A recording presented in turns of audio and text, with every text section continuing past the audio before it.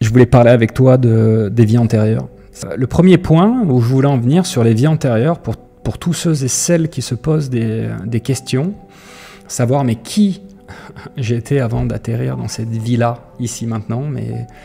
qu'est-ce que j'ai vécu comme expérience, à quelle époque, à quel moment, avec qui, sous quelle forme, homme, femme.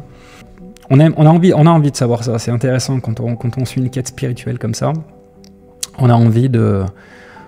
d'avoir des informations puisque cette vie aujourd'hui est la continuité de beaucoup longues autres incarnations que nous avons eues et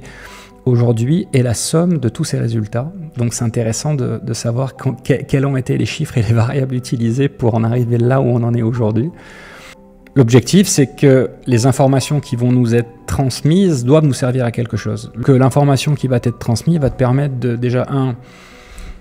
de refaire réémerger en toi certaines mémoires karmiques que tu pourrais avoir et d'autant plus t'amener quelque chose dans cette existence-là, parce que le fait d'avoir une information, moi je pense toujours que quand on a une information, elle doit nous servir à quelque chose. Quand on capte une information, quand on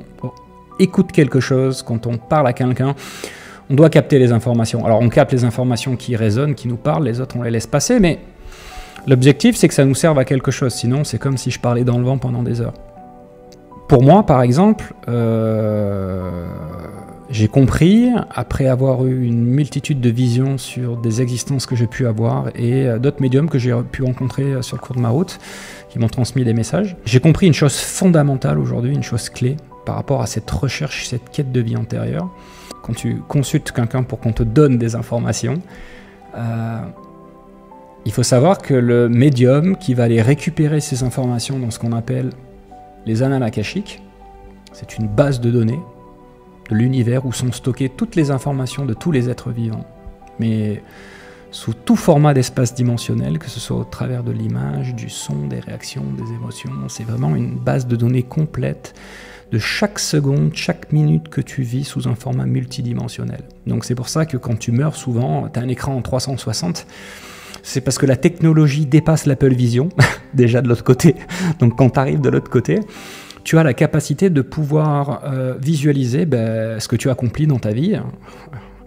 Tu t'es programmé pour accomplir des choses, quelles sont les expériences que tu as réussi à accomplir, celles que tu n'as pas réussi, celles où tu as eu beaucoup de mal, les choses que tu as pu faire de bien au travers de l'amour que tu as partagé, des réactions que tu as eues, des choses que tu as données, des choses où tu vas prendre conscience que c'était plus un comportement d'ego que tu pouvais avoir. Donc, si tu as des informations sur une vie antérieure, c'est déjà parce que le médium qui va se connecter à ces annales akashiques, qui va passer par ses guides, par des protecteurs, par une multitude d'êtres lumineux qui protègent justement cet accès à cette information, parce qu'il faut comprendre que l'information, c'est comme s'il y avait deux gros vigiles, en fait, deux gros vigiles aux portes des entrées akashiques, et en fait, tu peux accéder aux annales akashiques, mais tu as des sécurités, heureusement, parce que sinon, tout le monde pourrait accéder aux vies passées et à la vie actuelle de tout le monde, et il n'y aurait plus de vie privée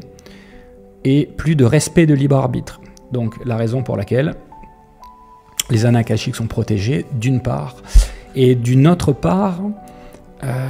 quand on récupère les informations, moi, pour ma part, j'ai des visions sur la vie, sur certaines personnes que je consulte, sur des vies qu'elles pourraient avoir eues. Mais il faut comprendre que ces informations que j'ai, je ne vais pas aller les fouiller moi-même dans la bibliothèque en prenant les livres. Non, je rentre dans cette bibliothèque et en fait, les informations qui doivent me venir par rapport... D'ailleurs, est-ce que c'est le moment de transmettre une vie antérieure à la personne qui vient me consulter? Est-ce que la personne peut le vouloir, mais c'est peut-être pas le moment pour elle d'accéder à cette information? Donc les informations que je récupère, ce sont des informations qu'on a la gentillesse de me transmettre pour que je puisse donner à la personne qui est venue me voir en consultation.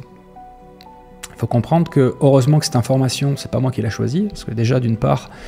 je ne connais pas la personne qui vient me voir, et encore moins savoir quelle serait l'information par rapport à l'une de ses vies karmiques qui pourrait lui donner un déclic dans cette vie présente. On va dire, cette information lui permettrait de faire un éveil ou un update de conscience. Donc là, les seuls êtres en capacité de pouvoir transmettre les informations, ce sont bien nos protecteurs, nos accompagnants. Donc en fait, par exemple, moi j'arrive dans les annales akashiques, je rentre dans la bibliothèque, je vais aller chercher les informations qui m'intéressent. Je suis assez dubitatif à ça. Même si tu as l'intention d'aller récupérer une information et qu'au moment de cette intention, tu es renvoyé une projection ou une vision, c'est une chose. Mais je pense vraiment que les informations qui te sont renvoyées vraiment pour que le message que tu vas transmettre par rapport à la question qui est posée, par exemple, une personne va pouvoir poser sur sa dernière vie et l'univers, les guides, les anges vont dire non, on va pas te donner la dernière vie parce qu'elle est encore trop traumatique pour toi. Par contre, tu ressens en toi certaines choses que tu as apprises, que tu as accumulées dans d'autres existences. Donc plutôt que de donner l'une de tes dernières vies qui va être plutôt traumatique, on va te communiquer ta 50e vie, par exemple. Et cette 50e vie, elle va être communiquée parce que là-haut, ils savent qu'au moment de donner cette information, il va y avoir un mécanisme qui va se mettre en place. C'est comme s'il y avait une porte qui commençait à s'ouvrir. En fait, l'information va permettre de libérer l'information qui est à l'intérieur de la personne pour qu'elle monte en conscience et qu'elle se remémore et ressente ce souvenir d'avoir été. Et c'est vrai que c'est réconfortant parce que ça nous permet de valider, de conforter ce qu'on ressent, de confirmer également que le principe de réincarnation existe, qu'on vient dans une existence, celle-ci, mais on vient dans plein d'autres vies aussi, il n'y en a pas qu'une, et pas que sur Terre en plus, parce que la Terre est un lieu d'incarnation, et c'est l'un des nombreux lieux, sans compter toutes les réalités alternatives qu'il existe simultanément de notre propre vie ici.